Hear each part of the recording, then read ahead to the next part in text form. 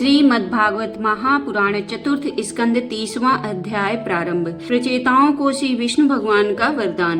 विदुर जी ने पूछा, ब्राह्मण, आपने राजा प्राचीन बई के जिन पुत्रों का वर्णन किया था, उन्होंने रुद्र गीत के द्वारा श्रीहरि की स्तुति करके क्या सिद्धि प्राप्त की?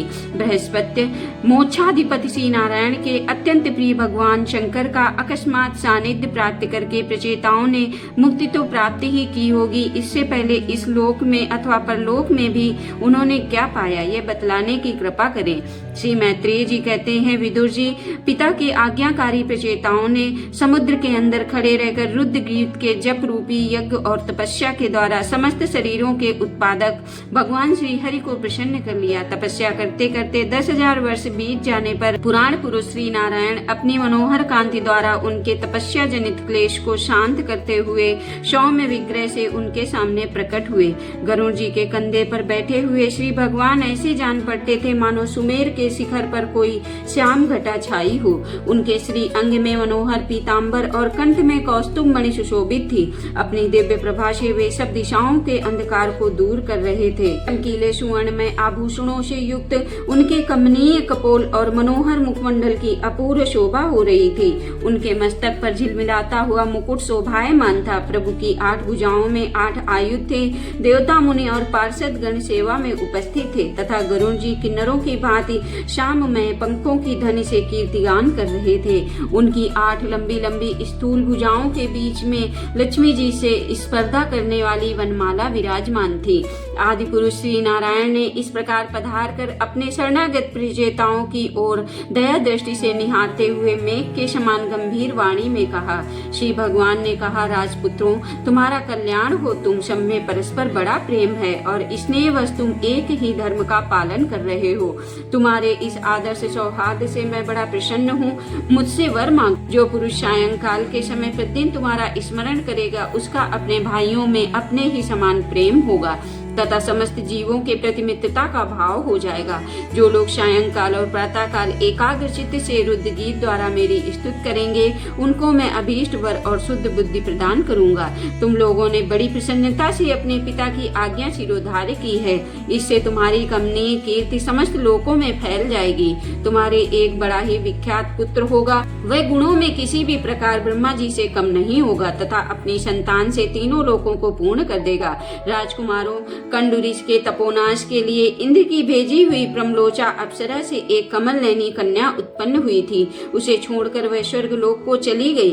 तब वृक्षों ने उस कन्या को लेकर पाला पोसा। जब भूख से व्याकुल होकर रोने लगी, तब औषधियों के राजा चंद्रमा ने दयावश उसके मुंह में अपनी अमृत वर्षिणी तर्जनी उंगली दे दी। तुम्हारे पिता आजकल मेरी सेवा में लगे हुए हैं। उन्होंने तुम्हें संतान उत्पन्न करने की आज्ञा दी है। अब तुम शीघ्र ही उस देवोपम सुंदरी कन्या से विवाह कर लो। तुम सब एक ही धर्म में तत्पर हो और तुम्हारा स्वभाव भी एक सा ही है। इसलिए तुम्हारे ही समान धर्म और स्वावलंबी वह सुंदरी कन्या तुम सभी की पत्नी होगी तथा तुम सभी में उसकी समान अनुराग होगा। तुम लोग मेरी कृपा से 10 लाख दिव्य वर्षों तक पूर्ण बलवान रहकर अनेकों प्रकार के पार्थिव और दिव्य भोग भोगोगे। अंत में मेरी अविचल भक्ति से हृदय का समस्त वासना रूप मलदग्ध हो जाने पर तुम इस लोक तथा परलोक के नरक तुल्य भोगों से उपरत होकर मेरे परम धाम को जाओगे। जिन लोगों के कर्म भगवत दर्पण बुद्धि से होते हैं और जिनका सारा समय मेरी कथा वार्ताओं में ही बीतता है, वे गृहस्थाश्रम में रहे तो भी घर उनके बंधन का कारण नहीं होते। वे नित्य प्रति मेरी लीलाएं सुनते रहते हैं। इसलिए ब्रह्मवादी वक्ताओं के द्वारा मैं ज्ञान स्वरूप पर ब्रह्म उनके हृदय में नित्य नया नया सा भासता रहता हूँ। और मुझे प्राप्त कर लेने पर जीवों को ना मोह सकता है, ना शोक और ना हर्ष ही। श्री मैत्रेय जी कहते हैं, भगवान के दर्शनों से प्रचेताओं का रजोगुण तमोगुण मल नष्ट हो चुका था। जब उनके सकल पुरुषार्थों के आश्रय और सबके परम सुहृद श्री हरि ने इस प्रकार कहा, तब वे हाथ जोड़कर गदगद वाणी से कहने लगे। प्रचेताओं ने कहा, प्रभु, आप भक्तों के क्लेश दूर करने वाले हैं। अब आपको नमस्कार करते हैं। वेद आपके उदार गुण और नामों का निरूपण करते हैं। आपका वेग मन और वाणी के वेग से भी बढ़कर है तथा आपका स्वरूप सभी सभी इंद्रियों की गति से परे है, हम आपको बार बार नमस्कार करते हैं। आप अपने स्वरूप में स्थित रहने के कारण नित्य शुद्ध और शांत हैं। मन रूप निमित्त के कारण हमें आप में यह मिथ्या द्वैत भास रहा है। वास्तव में जगत की उत्पत्ति, स्थिति और लय के लिए आप माया के गुणों को स्वीकार करके ही ब्रह्मा, विष्णु और महादेव का रूप धारण करते हैं। हम आपको नमस्कार करते हैं। आप विशुद्ध सत्य स्वरूप हैं। आपका ज्ञान संसार बंधन को दूर कर देता है। आप ही समस्त भागवतों के पशु वसुदेव नंदन भगवान श्री कृष्ण हैं। आपको नमस्कार है। आपकी ही नाभि से ब्रह्मांड रूप कमल प्रकट हुआ था। आपके कंठ में कमल कुसुमों की माला सुशोभित है तथा आपके चरण कमल के समान कोमल हैं। कमल नयन आपको नमस्कार है। आप कमल कुसुम की केसर के समान स्वच्छ पीताम्बर धारण किए हुए हैं। समस्त भूतों के आश्रय स्थान है तथा सबके साक्षी हैं। हम आपको नमस्कार करते हैं। भगवान, आपका यह स्वरूप संपूर्ण क्लेशों की निवृत्ति करने वाला है। हम अविद्या, अस्मिता, राग, द्वेषादि क्लेशों से पीड़ितों के सामने आपने इसे प्रकट किया है। इससे बढ़कर हम पर और क्या कृपा होगी। अमंगलहारी प्रभु, दीनों पर दया करने वाले समर्थ पुरुषों को इतनी ही कृपा करनी चाहिए कि समय समय पर उन दीन जनों को ये हमारे हैं इस प्रकार स्मरण कर लिया करें। इसी से उनके आश्रितों का चित्त शांत हो जाता है। आप तो क्षुद्र से क्षुद्र प्राणियों के भी अंतःकरणों में अंतर्यामी रूप में विराजमान रहते हैं। फिर आपके उपासक हम लोग जो जो कामनाएं करते हैं, हमारी उन कामनाओं को आप क्यों न जान लेंगे। जगदीश्वर, आप मोक्ष का मार्ग दिखाने वाले और स्वयं पुरुषार्थ स्वरूप हैं। आप हम पर प्रसन्न हैं। इससे बढ़कर हमें और क्या चाहिए।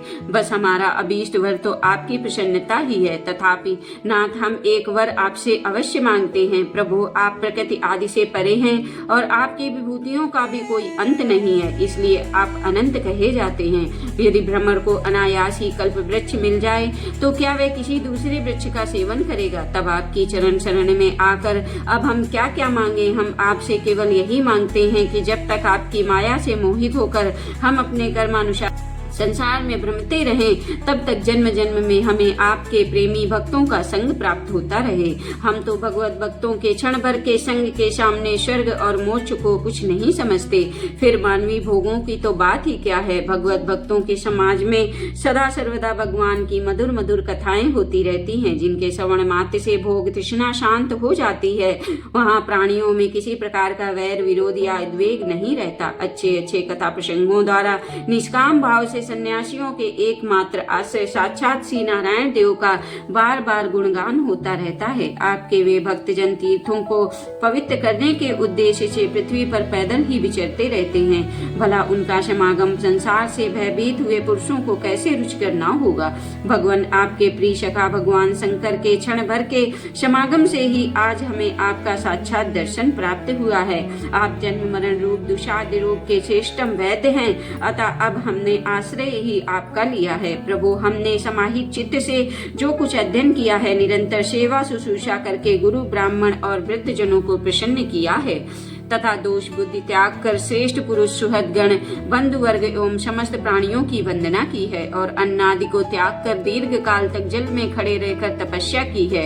वह सब आप सर्वव्यापक पुरुषोत्तम के संतोष का कारण हो, यही वर मांगते हैं। स्वामिन, आपकी महिमा का पार न पाकर भी स्वयं मनु, स्वयं ब्रह्मा जी, भगवान शंकर तथा तप और ज्ञान से शुद्ध चित्त हुए अन्य पुरुष निरंतर आपकी स्तुति करते रहते हैं। अतः हम भी अपनी बुद्धि के अनुसार आपका यशो गान करते हैं। आप सर्वत्र समान शुद्ध स्वरूप और परम पुरुष हैं। आप सत्य मूर्ति भगवान वासुदेव को हम नमस्कार करते हैं। श्री मैत्रेय जी कहते हैं, विदुर जी प्रचेताओं के इस प्रकार स्तुति करने पर शरणागत वत्सल श्री भगवान ने प्रसन्न होकर कहा, तथासु। आप प्रतिहत प्रभाव श्री हरि की मधुर मूर्ति के दर्शनों से अभी प्रचेताओं के नेत्र तप्त नहीं हुए थे, इसलिए वे उन्हें जाने देना नहीं चाहते थे।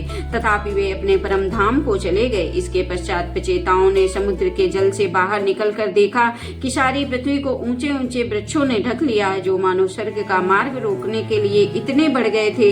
ये देखकर वे वृक्षों पर बड़े कुपित हुए। तब उन्होंने पृथ्वी को वृक्ष, लता आदि से रहित कर देने के लिए अपने मुख से प्रचंड वायु और अग्नि को छोड़ा, जैसे कालाग्नि रुद्र प्रलय काल में छोड़ते हैं। जब ब्रह्मा जी ने देखा कि वे सारे वृक्षों को भस्म कर रहे हैं, तब वे वहां आए और प्राचीन वै के पुत्रों को उन्होंने युक्त पूर्वक समझाकर शांत किया।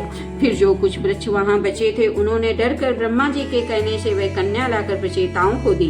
प्रचेताओं ने भी ब्रह्मा जी के आदेश से उस मारिसा नाम की कन्या से विवाह कर लिया। इसी के गर्भ से ब्रह्मा जी के पुत्र दक्ष श्री महादेव जी की अवज्ञा के कारण अपना पूर्व शरीर त्याग कर जन्म लिया। इन्हीं दक्ष ने चाक्षुष मनवंतर आने पर, जब काल क्रम में पूर्व सर्ग नष्ट हो गया, भगवान की प्रेरणा से इच्छानुसार नवीन प्रजा उत्पन्न की। इन्होंने जन्म लेते ही अपनी कांति से समस्त तेजस्वियों का तेज छीन लिया। ये कर्म करने में बड़े दक्ष कुशल थे, इसी से उनका नाम दक्ष हुआ। इन्हें ब्रह्मा जी ने प्रजापतियों के नायक के पद पर अभिषिक्त कर सृष्टि की रक्षा के लिए नियुक्त किया और इन्होंने मारीच आदि दूसरे प्रजापतियों को अपने अपने कर्म में नियुक्त किया। इस श्रीमद्भागवत महापुराण चतुर्थ स्कंद 30वां अध्याय समाप्त हुआ। बोलो श्री कृष्ण भगवान की जय।